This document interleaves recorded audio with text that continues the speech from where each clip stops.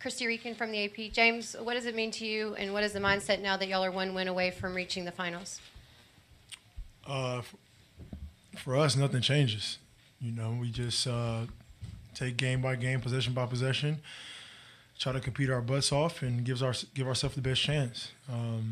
We've been doing it since game one, and nothing changed for us. KKVI out of Dallas. Guys, you know the saying, it's more than just basketball. Can you talk about that moment before the game tonight, sharing the moment of silence for Santa Fe? Yeah, man, it's extremely emotional. What those kids had to go through.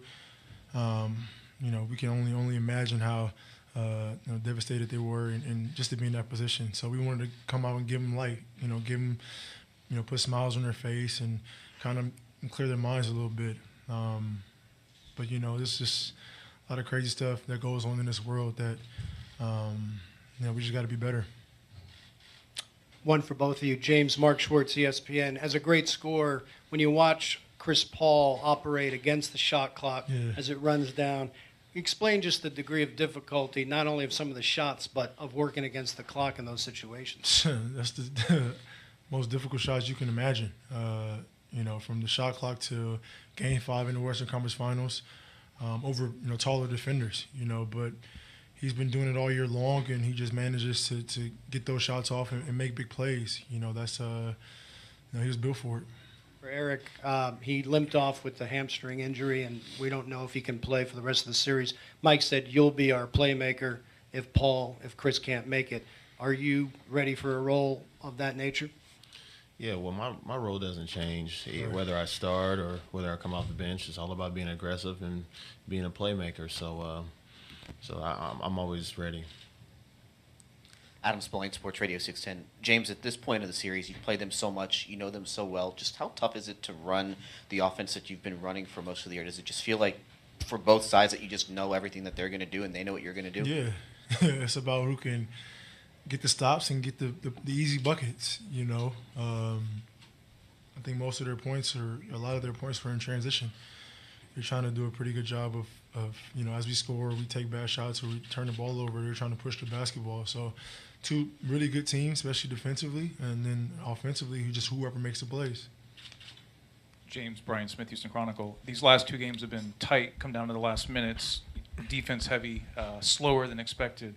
How tough is your guys' mental toughness right now as a team? I mean, you've been building toward this type of mentality for the last 2 or 3 years. We're showing it. We're showing it. I mean, can't explain it. We're just can't talk about it. We just go out there and show it. We don't. We've been having that motto all year. We don't really talk a lot.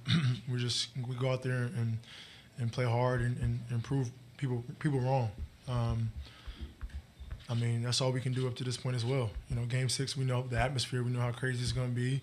We know what's at stake. But, we're going to go out there and just go and shoot our shots. And if they fall, they fall. That's a bonus.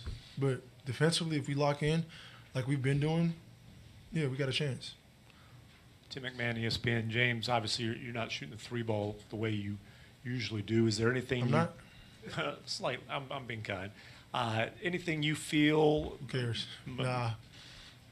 Nothing mechanical or anything? Nothing. I'm just missing shots. But we're winning, and I'm trying to compete on the defensive end and do other things to, help my team win. But if we got a guy like Eric Gordon making shots, and being aggressive, who cares? This is for both of you guys, James and Eric. Kim Davis from Chalk Talk. Can you talk more about that? All season long, you've been talking about your defense, and that's kind of the key to this game, to this team. Both teams, both shooters, a lot of shots didn't fall. Can you talk about just the impact that defense has? Yeah.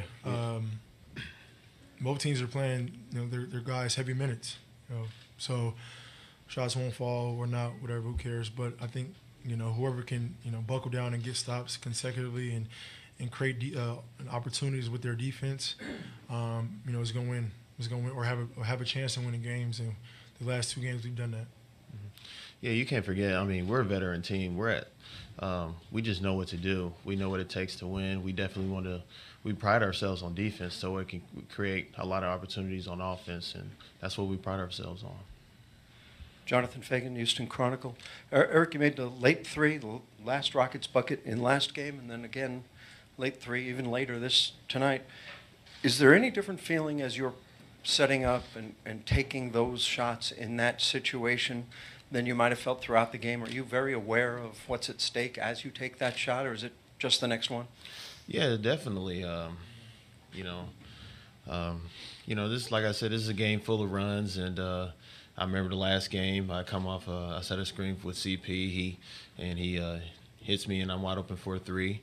And James, same thing tonight.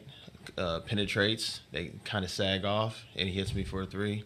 So it's it's more about chemistry and looking for me, and I'm just prepared to I just got to be prepared to knock down the shot.